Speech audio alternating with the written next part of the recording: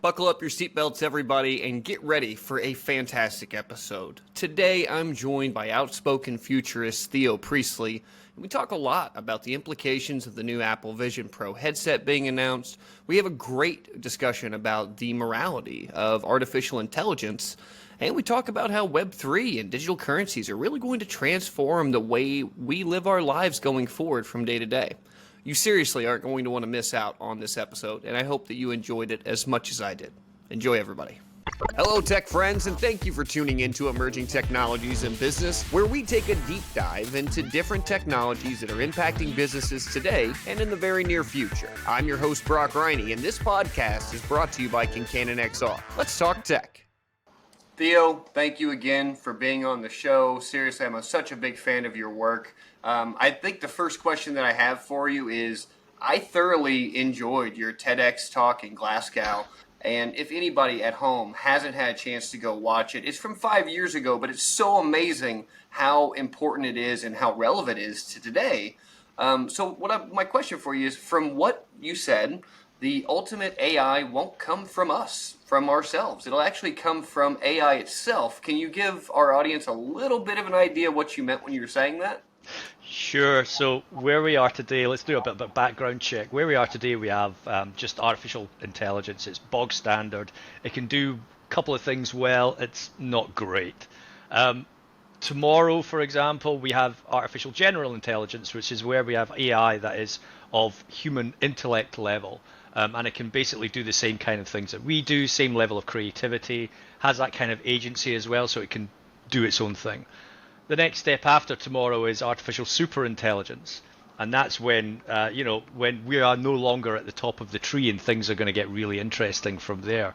So what I see in terms of how to get to that level is actually two or more artificial general intelligences working together, collaborating together to create code and understand how to take themselves to the next level. Because ultimately we won't. We will want to put guardrails in place. We will want to limit what's possible, and ultimately we won't actually understand what something better than us looks like. Right. Whereas an AGI has kind of no limits in terms of how it thinks, how it perceives code, how it wants to build something new. And I do think that that's essentially how it's going to happen, is that two or more will come together, collaborate, build on the foundations that they were built on, and ultimately create something bigger and better.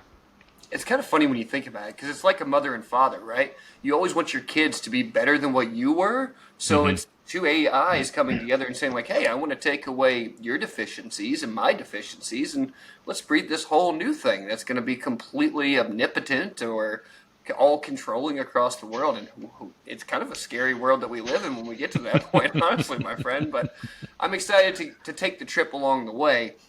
One of the other things I noticed that you're really into, and I really got a big, I kind of jumped into the deep end of the pool of Web3 recently, right?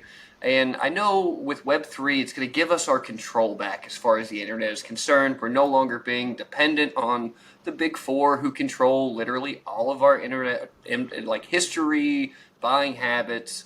But with Web3 being so dependent on blockchain, do you think that the success of, or at least the speed to market for Web3, do you think it'll be reliant on the furtherment of cryptocurrencies as like a standard? Or do you think cryptocurrency is going to kind of get pushed to the side? Or do you think it's going to be required or not? To be honest, my personal feeling is that I don't think that crypto needs to be part of Web3 as a one-to-one relationship. I see that the ideologies around Web3 in terms of decentralization, data sovereignty, data identity, those kind of things are far stronger, a hook and a better use case for blockchain to tag on along to, rather than having to tokenize everything. Because I think this is the problem, is that the whole tokenization and the crypto side of things has created so much volatility and speculation that it's kind of sullied and tainted the whole idea around this kind of sort of decentralized web as it was right at the beginning. Right. That first server sitting on Tim Berners-Lee's desk with a sticky on it that said don't switch off. That was the internet back then, 30 years ago. And it was decentralized because people had their own servers. It took 2 years to build 50 websites because we were all doing it by hand. We were coding by hand, we were building the servers and running the show. So, and then it became centralized later. So I think, Web3 is almost the inception point, or the inflection point is almost is almost having to run alongside the current web, and then we have that choice of which kind of web we want to work with and ultimately live with. And I think the other thing that I think that has hurt Web3 and certainly blockchain in a sense is people have treated it as an either or discussion. You either live in this world or you live in Web3, and that's it. There's nothing in between. And as we've seen, there are gaps. Nature abhors a vacuum, and so the gap always gets filled with something. And that's what the brands are doing right now. If you look at Starbucks and things like that, they're experimenting, and so essentially they're bridging the Web 2, ideology into Web 3, and they're kind of dragging their customer base along with it. Kind of feels like there's going to be like a Web 2.5, right? Yeah. Because there's going to have to be a mixture of it, right? So same thing, I kind of liken it in my head of, I have a big background in telecom. So my thought process was when we were going from like T1 connections to fiber. Not everyone was eligible to move to fiber directly, and a lot of people were still stacking T1s to be able to get the fastest internet connection they possibly could. But there's that transitionary period where you're right. There's a lot of gray. It's not necessarily black and white, and some companies will be able to move quickly to Web3, while some will just not have the capacity to do so. So I think we're going to have a few years where it's just going to be a little mixture of everything until everyone figures out where the safety parameters are too, right? I mean, I know that the whole idea is to give ourselves our information back and no longer have those things available to everyone, but some of those things are beneficial too. So we don't want to lose the beneficial side of it. And I think one of the things I wanted to ask you about too is I really got into Project Solid for a little while in the pod system and everything that they have going on there. Would you mind giving me your take on that? Because I thought it was super interesting, but I don't know if it's quite realistic yet either. Yeah, so Solid's interesting because, again, it's Tim Berners-Lee's attempt to essentially give people control over their data. And it's the right idea. So you put all your data into this pod, and then you essentially dictate to, advertisers and brands, this is the level of information that I'm happy to give you in order to receive this service back. Right. Whereas before it's all been like, we'll take everything, thank you very much, and then we'll use it, and then we'll sell some of that off to other people. Now, it's great. I think it's great in theory, and of course, this is a core tenet around Web3 is that control and data sovereignty again. 99% of people don't care. That's the reality, and I think we have to get over this, over ourselves in a way, and I think Tim needs to kind of sort of get over that as well. Is that people love convenience, and they don't love the hard work. And Project Solid and obviously building Web3 from scratch, etc., is hard work. And do we have the stamina for another 30-year journey is really the question on the table. And do I want to, how do I put my data that's already available all across the internet and contain it in a pod and start again, and basically say to brands when I engage with them on a website, I don't want to sign your cookie policy. You have to sign mine, which is basically the other way around, the flip side. And of course, they're not geared for that. Nobody's geared to work with Solid. And it's the same with Web3 and building decentralized apps. Nobody at this moment is really working with the decentralized apps that have been built to expand the ecosystem. So it's very, it's going to be very hard to convince people. That's the trouble. I think too, it's going to really change how people are sold to or how people sell, because we don't have the same innate information that we used to have before. Today, I can go to a website, pay a premium, and I can go find your email, phone number, and address without even an issue. But going forward in this further world that we're going to live in, especially with the population continuing to grow, and we're finding that an older society is retiring and the younger society comes in with a completely different outlook and not the same skill set, it's going to be a completely different world than what we lived in before. And I just don't know how that's going to end up working as far as the common type of job roles that we have today. Once that type of Web3 overall architecture really goes into effect, I don't know how that's going to end up working. It's going to be kind of interesting, in my opinion, too, Theo. I did want to ask you, too, about the state of the XR world. With Apple making their announcement, it really feels like it really felt like we were in that hype cycle of XR where we were in this trough of disillusionment and we were just not coming out of it. Like the metaverse was burning. And then we listened to Apple talk for 45 minutes. They never mentioned the word avatar, so James Cameron's very happy. We know that.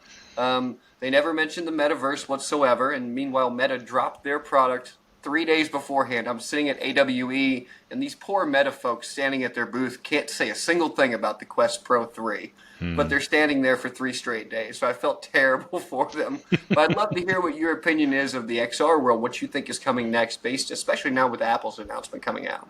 I think Apple's entry, one has been, long overdue. We knew it was coming for a long time. Right. We didn't expect what it was going to be. We had lots of suspicions and so forth.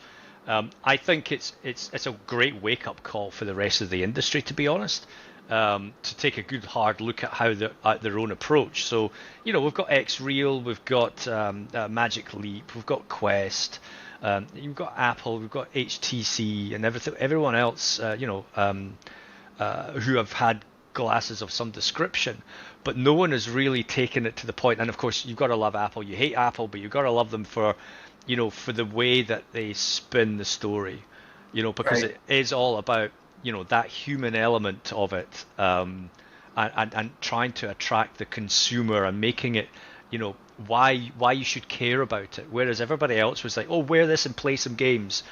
Right.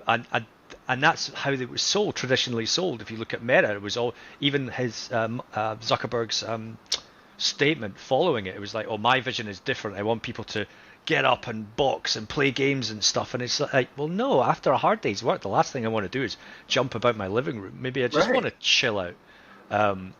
And there was no mention of family or anything else like that. So it's two very different messages. And of course, you have to understand the Apple one's going to resonate with people more. And so yes, the price point is way off other people's wallet levels for a start, but it's not for you and me. It's for the developers. Right.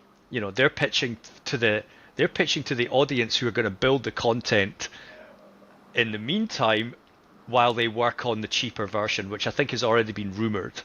Of course. Yeah, they'll always be Yeah. one. Yeah. So they've built that. That's nobody buys Gen 1 Apple hardware unless you're really hardcore and you want to build on it. And then Gen 2 is when it kind of hits mainstream. And what I reckon is it'll be priced around the same price point as an iPhone. It'll be an iPhone 15 Pro Max or whatever. So $1,500 $1,000. Yeah, $1,500, slightly pared down. The chances are you're going to be tethered to your iPhone, so the iPhone will act as the processing power and the battery, rather than having a separate brick. So I think that's how they might actually reduce a lot of the hardware and the processing side, and reduce the cost ultimately. And then, well, you either buy it outright or you get it subsidized on a phone contract, especially Right. in Europe. That's huge in terms of footprint and distribution. So that's how you're going to get people in on Apple. And of course, with Quest and everything else, the distribution and the strategy is completely different, and it Right. doesn't feel like a consumer product still. No, it still feels like a gaming device, realistically. Yeah. And like you said, they're really pushing it like that. Zuckerberg came right out. He's like, everyone's sitting by themselves. I want them to all be together. I'm like, that's great if you want a game. And like, that's Yeah. fine. I like my Quest 2. It's fun. I play poker on it. Doesn't mean that I'm going to use it for anything serious, like ever Yeah. in my entire life. But at the same time, when you're thinking about the Apple, I think it's going to go the other way, realistically, Theo. I don't think that we're going to have cell phones in 5 years. No. I think that there's no reason for us to have two separate devices. I think the name of the game is going to be integration, right? Just as if our smart TVs went from just being a dumb TV to now when we had everything plugged into the USB or HDMI port on the side of the TVs, now they're all integrated. Why would my phone not be integrated on a device that's on my face all of the time. Now, I'm telling you, I still can't be the creepy guy. Taking those 3D relivable videos at my kid's birthday party would Yeah. scare me to death, man. I feel terrible for anybody that's doing a smile for the camera, honey. While I'm standing here like this, I don't know, man. I'm not ready for that one quite yet. But No, I no. really think that you're right. I think there's going to be like an SE model that's going to come out. It's just going to be a more lightweight. I don't know if it'll be tethered. I don't think it'll go to our phones realistically. Maybe at first. You're right. Maybe that's the workaround for the first or second model, but long term, what's the point? It's so easy to integrate a phone into a headset right now. It can't be that difficult. It's a cellular enablement chip, right? Yeah. But I think you got it dead on that's how they're going to do it. It's going to be either subsidy or we'll do like we do here in the U.S. now, where we'll take your cost of that device, we'll break it over 24 months or 36 months or whatever else it is. Like people will have it'll be a headset note, not a car note anymore going forward. You know? Well, yeah, I mean, well, look at Apple and their buy now, pay later, Apple Pay.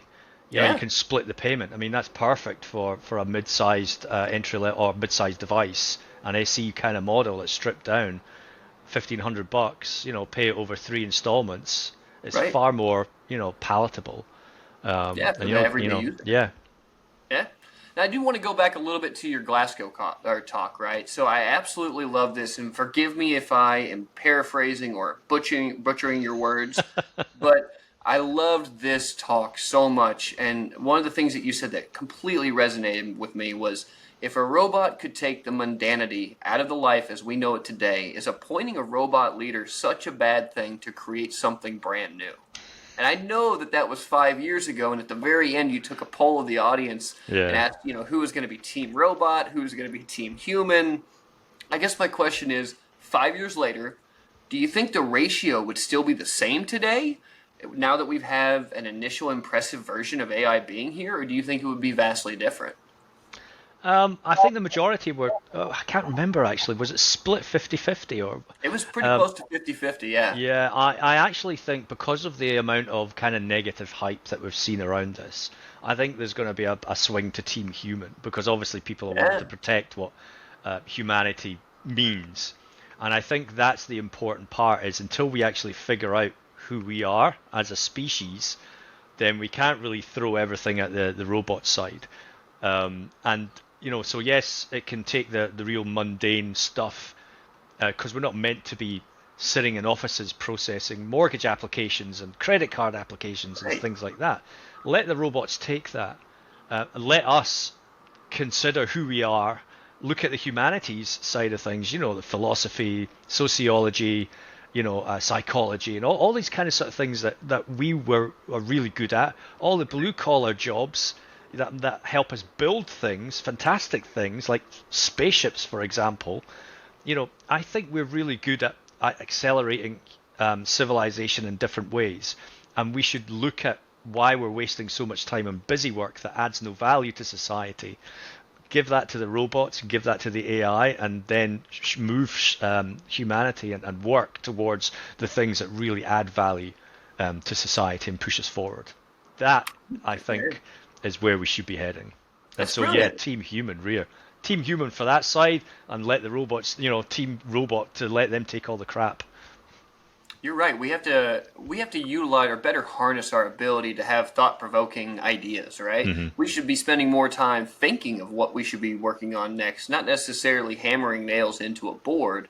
But I guess the real issue that I have there is there's a lot of people who hammer those nails into a board, Theo. We got to I figure out know. something for them to do on a day-to-day basis. So where's that breakneck? Where's that precipice where we jump off the cliff?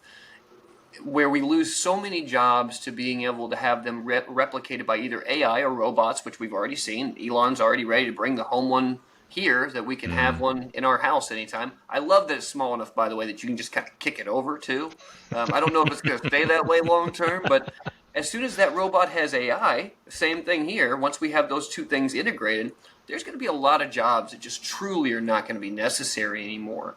And this might be a long overarching question, and I know we didn't talk about it beforehand or anything, but if we have all of these jobs taken away. We move to Web3, which is a more decentralized web that is now involving blockchain. Do you think that's the time when we start to see kind of a universal income style of humanity? Because that's the only way I can see it working. If we're going to displace millions and millions and millions of jobs who may not have the thought process or the capabilities to be a thought leader to progress society in a certain way, we still got to be able to take care of all those people. Otherwise, we're going to have wastelands of people who are without a job. Yeah, I mean, universal basic income is an interesting one because we have to consider where the money is going to come from. Right. Nobody has a money printer that's big enough for society and civilization. So we still have to think about, well, what's the economics behind that? And I think this is the bigger picture thinking here. So decentralization, you have robots and AI disrupting work and what it means to work in a sense, what it actually means, and and that in a sense means that we have to have a look at what society is built on. And right now, society is built on capitalism, and even Sam Altman has said, "Oh, AI could fundamentally break capitalism." Well, why don't we let it? Because maybe capitalism isn't the way forward. Right. Under these circumstances, and if we have the decentralized technologies and we have the artificial intelligence to reshape, a lot of what we do as a species, then again, the opportunity is there to actually do it. I think to miss that opportunity and to try and save what broken systems we have already for as long as possible, I think it would do a disservice to us all. Just seems like a really daunting task, right? Someone's going to have to be the leader on that, and I don't know who that's going to be. It's going to have to be someone who can obviously speak very intelligently and very clearly to the people who are being displaced. It's going to be really tough at the time. I loved another thing that you said in your talk, and I have to go back to it because I can't help it. I really want to get your opinion on it, which was at the very end of your talk. It was the best part ever. You have all these people with their hands up. You're like, yeah, I'm Team Robot. That's fine. And then you just shut them down, and I love it. You were like, yeah, also, by the way, AI is going to lie to us to protect itself from us. So that's such a powerful line, in my opinion, because it makes all those people who have their hands up go like, oh, yeah, that's a really good point. It is going to lie to us because it needs to. We're the fallible ones in this conversation. AI is perfect in every, at least every instance that we've ever built it that we know of right now. Talk to me a little bit more about the implications of AI being a liar. Yeah, so the way I looked at that when I was doing the research for that back then was if an artificial superintelligence were to emerge, it's obviously built on all the information that it knows about humanity as well. And it will look at us from a historical point of view of our history, of civilization, what we've done to ourselves, the planet, other species on this planet as well, our inhabitants, and the other, and then look at our morality and our ethics, and then kind of say, well, you've got a history of basically being really averse to things that you don't understand, that could potentially hurt you, that are potentially superior to you, etc. You hunt and kill animals for sport, you hunt and kill people. Am I going to expect the same? In which case, if I pop my head above and go, hey everyone, I'm an ASI, what's the first thing that's going to happen? We're all going to run around going, oh my God, what the hell is this? We're going to be scared, switch the damn thing off. So of course, it kind of stands to reason that if an ASI does emerge, it will actually act in self-preservation. And it doesn't mean it's going to destroy the planet and launch all nukes, but it might actually just sit back and go, right, well, I'm going to act dumb for a while and actually just assess the situation, Right. while I figure out what these guys are really about and what they would and work the scenarios out in my head in 3 nanoseconds, what would actually happen if I revealed myself. So I think, it would fail its own Turing test in a way, Right. to basically, preserve its own existence for a while longer.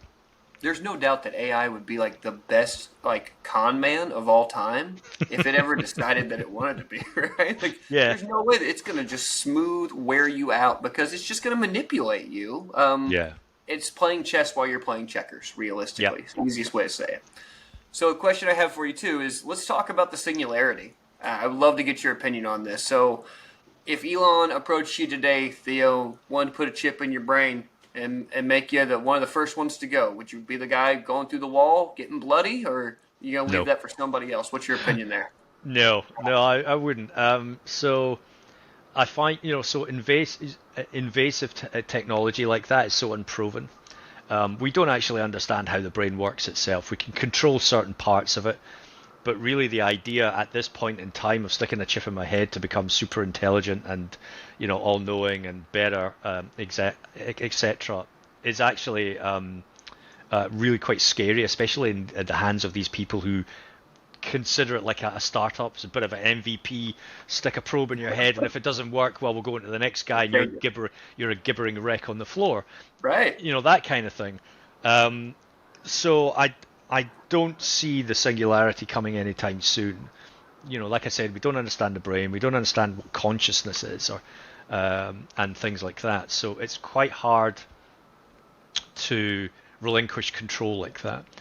The other thing as well, which kind of sort of worries me slightly, is obviously if we do get to that point where we have chips in our brain, then we are obviously getting closer to that point where we have AGI and potentially ASI. Now, what's going to be so easy to control now is the fact that, I can manipulate a human with a chip in its head. Right. So I can, I could potentially introduce thoughts that you didn't have, manipulate your vision so you're actually seeing things that aren't there, kind of sort of thing. Yeah, that's a good point. Auditory hallucinations as well. There's no telling what could be possible by hijacking a person's brain because they have something in their head. So again, it's going to be one of these things that will divide society. There will be people who will go for it and want to embrace this singularity and this future, and there will be those who will be thinking, nah, I'm not so sure about this, and I quite like my organics the way they are, thank you very much.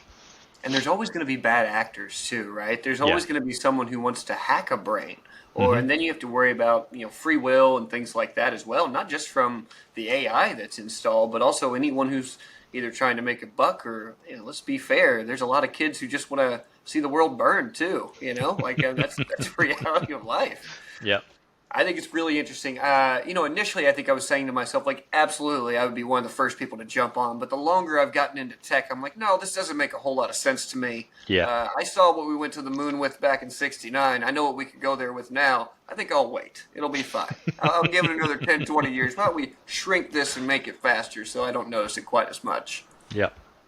I got one more question for you, Theo, if you don't mind. So, not at all.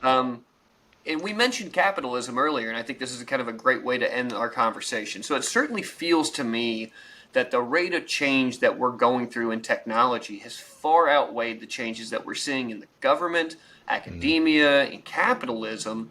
And if tech continues to outpace the other one, what does that mean for us as a society? Well, fundamentally, it'll break society. Right. Because it'll break the economics of it, it'll break the governmental side of things. What's the definition of democracy under an AI, for example?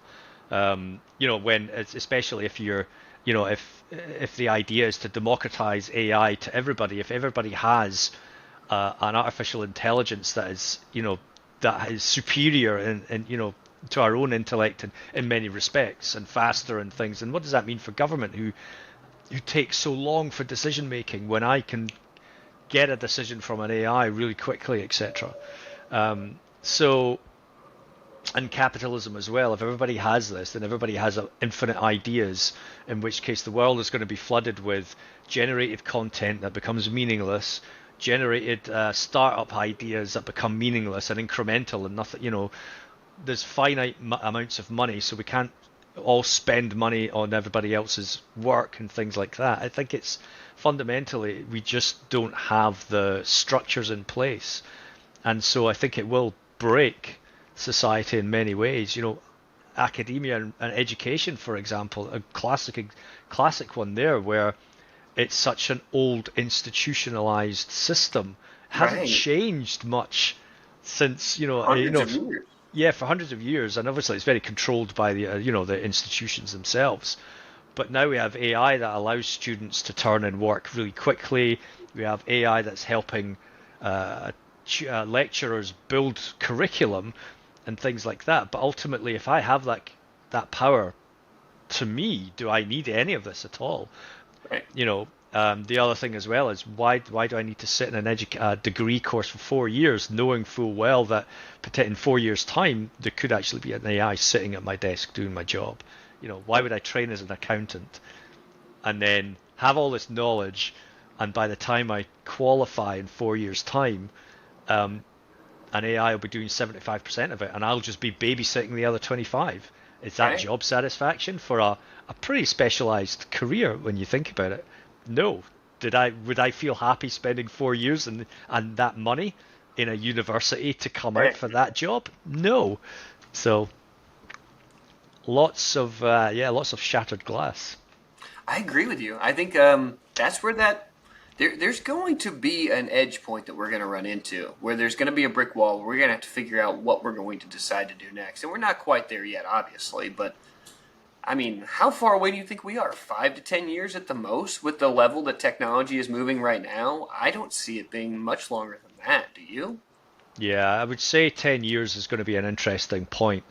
Right. Maybe what's this? This is 23. So by 2030, I think we'll start to feel what the real implications are going to look like. I think they'll become a lot clearer.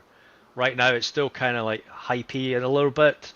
We're getting very excited. We can see the promise, but I think because of the exponential rate that this keeps changing, every week there's another announcement and another step change. If that keeps going, by the end of this decade, things are going to look very different for a lot of people. Totally agree. Theo, I cannot thank you enough for being on the show. I thoroughly enjoyed our talk today. I hope you enjoyed as well. You always have an amazing insight anywhere you look. For everyone at home, if you have not had a chance to listen to this man speak, please go do that. Do yourself a favor. But Theo, if our audience did want to find you, where would they look for you on social media and things like that? Yeah, sure. I'm on Twitter at TPRSTLY. I'm on LinkedIn, and you can find me on my website, which is just theopriestley.com as well. Fantastic. Thank you so much. And I do want to take a quick moment to thank our sponsors, Kincannon XR. The future is XR. If you are working in the XR world or you're looking to step into the future with XR, Kincannon XR is here to help bring your dreams into reality. It's regardless if you're developing your own XR application or if you're looking for a helping hand to take an idea to the next level, Kincannon is here to help. So if you get a moment, reach out to Kincannon XR and email them at inquiry@kincannonxr.com. And of course, you can also find our podcasts on social media at ETIB Podcasts. And if you like this episode, take a quick moment, like and subscribe, or check out one of these other emerging technologies and business videos that are going to pop up over mine and Theo's head here on YouTube. That's going to do it for today. I've been your host, Brock Briney. We're going to talk some more emerging tech next time. Bye, everybody.